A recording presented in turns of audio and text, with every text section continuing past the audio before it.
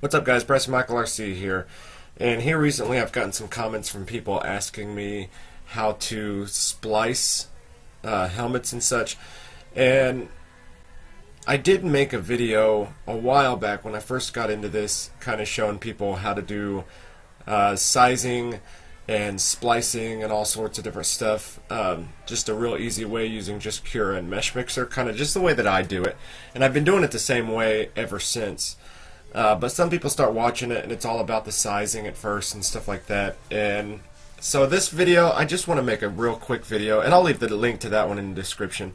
I just want to make a real quick video of just using Meshmixer to cut, just a plain cut. So if you want to cut things into pieces, this is the way to do it, or this is the way that I do it anyways. I'm just going to find a helmet. Looks like this one is whole here. So I'm going to go in here and open this with Meshmixer. Now I've made a habit of this first step only because I don't know what it is. I don't make 3D prints. I solely rely on other people's creations, and then I go in and make them either from Thingiverse, My Mini Factory, or you can get on and buy them. And some people I've noticed, there's been some prints that I can take them in into Cura or something after plane cutting them, and they're not there. Like, it'll show in Cura the actual file, but once you do the layer thing, it disappears. It's not there. So I've made a habit of this. I do this every single time that I pull one up. I'll go into Edit, and I'll just make solid. And what this does is it closes anything up, because some 3D prints are made. I'm going to move all these all the way up and then update. Some people, when they make their 3D prints, the layer on the outside is a layer, and then the layer on the inside is a layer, and then when you cut it and those aren't joined, it messes up somehow. And maybe somebody can get in the comments and explain that a little bit better. But I go in and make it solid like this, so it just basically turns it into one print instead of multiple. I've been trying to learn how to use a 3D making program so I can make my own prints, and it's pretty tough, but that's kind of how you do it.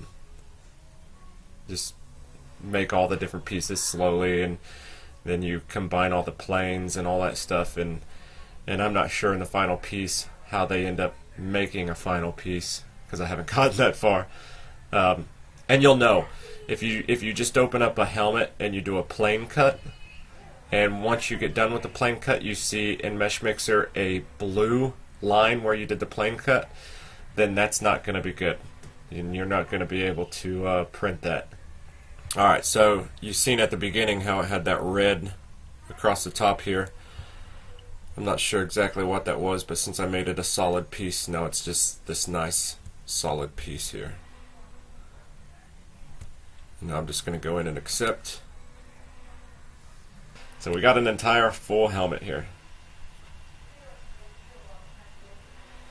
And we've already made it solid, so this is one solid piece. It's going to plane cut very good. So I'm going to hit that plane cut. I'm going to make sure that this is straight, and it is. And then you don't have to draw all the way from top to bottom or side to side. The way that Meshmixer works is it goes directly. So if I were to do any cuts, it would be directly back. So this goes all the way through, directly back. So if I were to tip it like this and do a cut across here, see, it goes directly back from the point that I just did that. So see that? So you've got to make sure that it's facing correctly. If you go up here to the corner, it's got this little box here that gets you perfectly lined up. So I'm just going to go from top about as well. Let's not do that. I'm going to come down here and look, try to find a middle area. Just kind of You can see how that line is all choppy the further you go to the side, and then it straightens up to one line at perfect center. There we go. So you can draw just a small line like that. You can go from top to bottom. What I like to do is find a spot that I want to make sure I'm missing or something, and you can basically draw a small line. First thing I always do though is I do the halves. So we need a half, splitting the helmet into two pieces. Come up here to cut type, keep both. See, slice, and then go to accept. Make sure the fill type is remeshed fill. Alright, see, now you don't see anything. You don't even know that you did anything. And that's how it should be. So I'm going to go here to the box and I'm going to click, because I'm going to turn it to the side. And I'm trying to get perfect aligned cuts, because if you get perfect aligned cuts and not too many side to side and stuff, it's going to line up in Cura a lot better whenever you're printing. So I'm going to find, I see that I got a line here, so I'm going to put this line, oh, we need to click plane cut again, sorry, and it's going to automatically set me up with one, but I'm going to do this.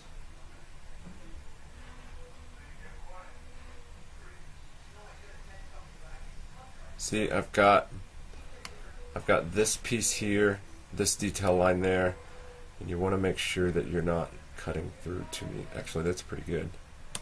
I like that line. I like that there.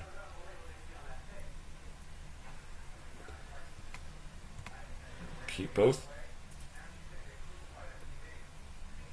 Remeshed fill and accept.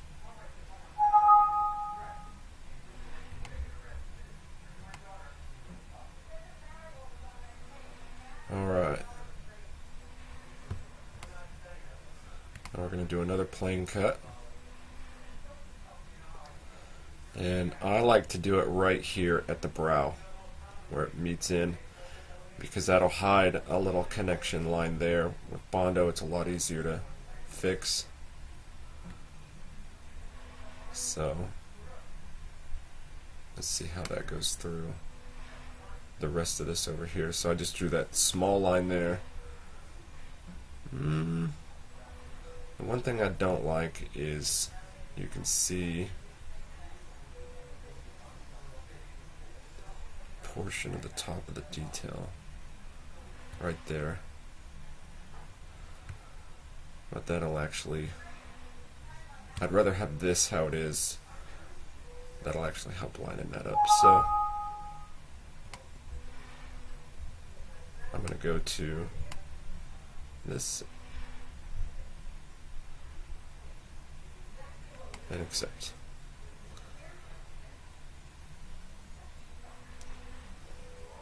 Now from just experience, I know that I've got this huge piece here, and that's not going to fit. So I'm just going to do one more plane cut, and it's actually going to be under here. So we got the other one started here. You want to make sure that you don't cross. So if I made the other line right here, I want to make sure I don't go here and then have this little piece. I'll have one on this side and one on that side. So since I put it right on that line, I remember visibly that I got that. I'm going to move over here a little bit, and then I'm going to just kind of come across right here. And I don't want to go to any of those little holes and mess all that up. So I'm just going to do it right there.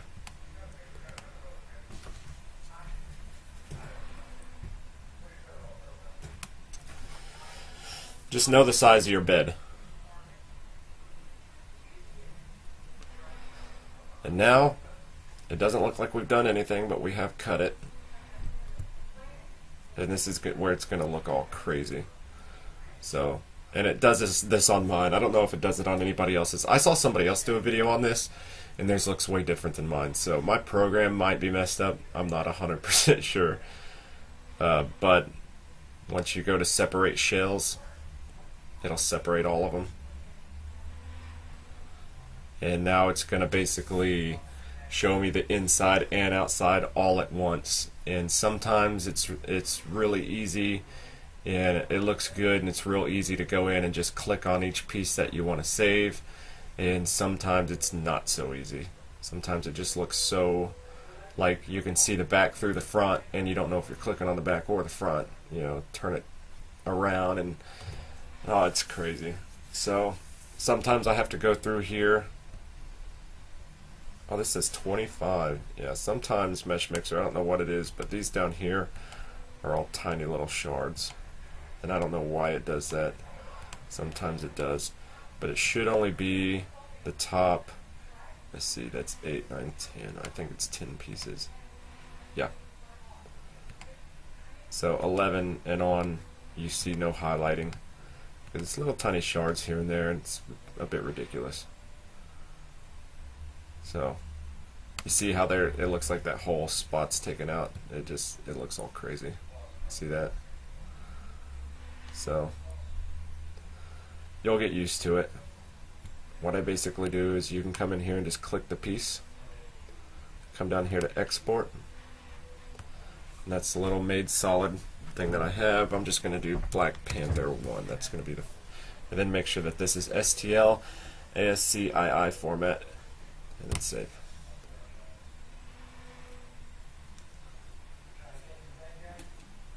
Don't worry about all those from 11 on, because it's just ridiculous. I don't know why it does that. Sometimes, man, I'll have like 40 that it'll separate, and it's just weird.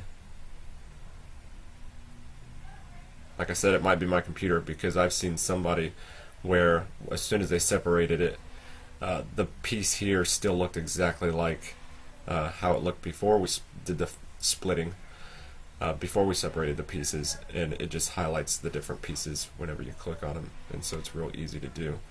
But for some reason mine does this. I'm going to do this as number 2. It automatically saves where you're saving to make it easier, which is cool, and the file format. So I'm going to click this one as second one. See, it just automatically pops up to that folder, and this part's the easy part. So I'm going to go through here and save all these just like that, and I will show you guys the pieces.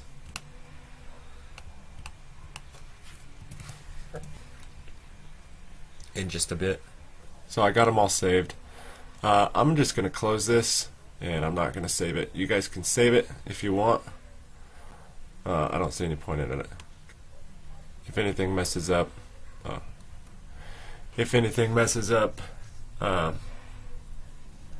just going to go redo it. That's usually what I do. So just double click on that.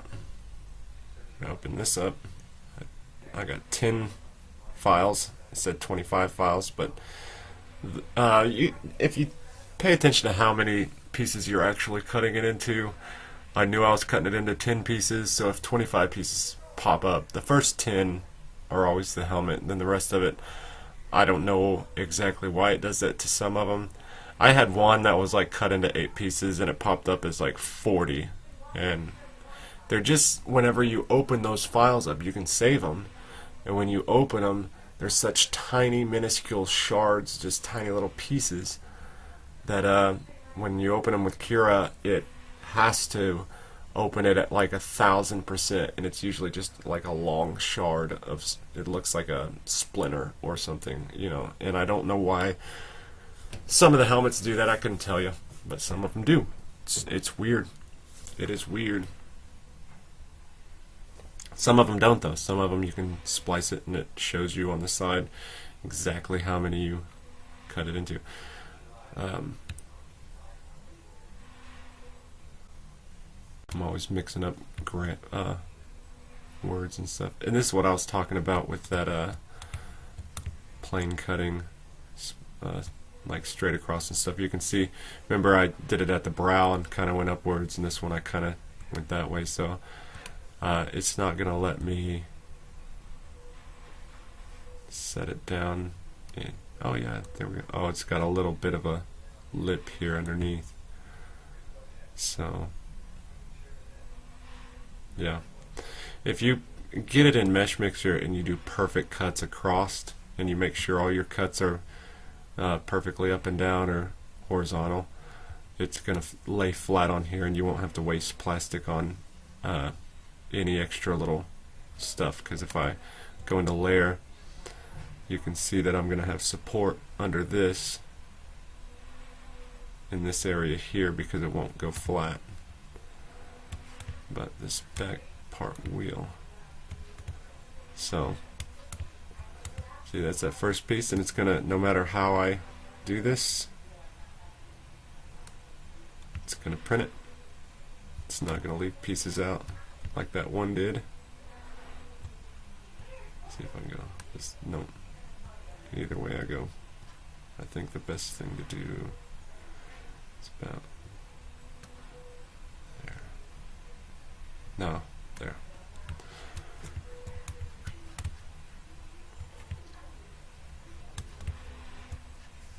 And I'm not going to print this right now, so I'm not going to worry about any of this over here. But what I would typically do is do my support density only at about 3%, save time. You don't really need that much. And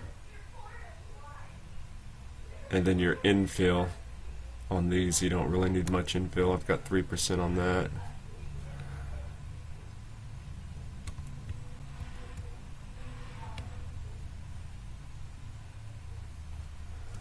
And I'm going to take a quick get that in solid view.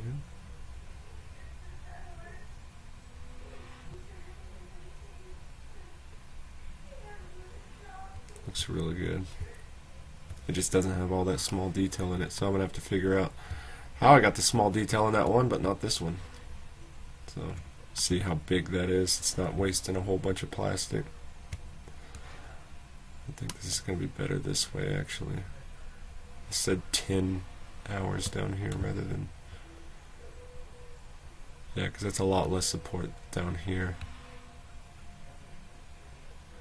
Now the thing about Cura is there are other programs where you can put your support in yourself, and this is one of those that it doesn't necessarily need it. It really doesn't. See how it goes up? All your pieces are going to, it's not going to need any support really. And I probably would even knock this down to maybe almost, well, I still have to have support here. So if this laid flat, I don't think it would need any support at all. Because if you're doing it in PLA, I mean, it's going to cover that in. It's going to look ugly on the inside, real ugly. It's not going to be that bad. I mean, the outside's going to look perfect. So I'm going to close that one. See the other piece that goes along with that. That one was cut.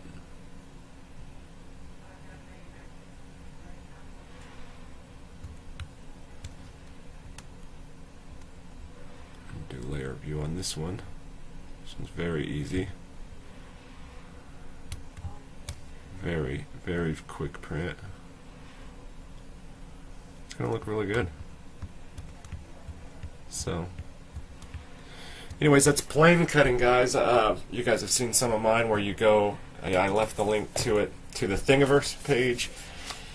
And you guys have went to Thingiverse and been like, I see that you're connecting pieces together, but the file is whole. How do I get it into smaller pieces? This is how. It's real easy. Sorry that it took so long to do. I just wanted to walk you through it. This is how long it takes me to do. Well, it's a little bit quicker because I'm not having to explain it, but this is basically what I do for every print, because mine only goes to 211, 211, 211, 211, basically, or 210 or something like that. It's the Anycubic i3 Mega. So you can't do very big pieces. Most of my helmets are at least 6 to 12 pieces. I think the Clone Trooper that I made was 18 pieces because that thing's huge. But They're basically usually 6, 8, or 10. So, anyways, I'm Bryce Michael RC. Hopefully this has been helpful. We'll see you guys later. Have a good one.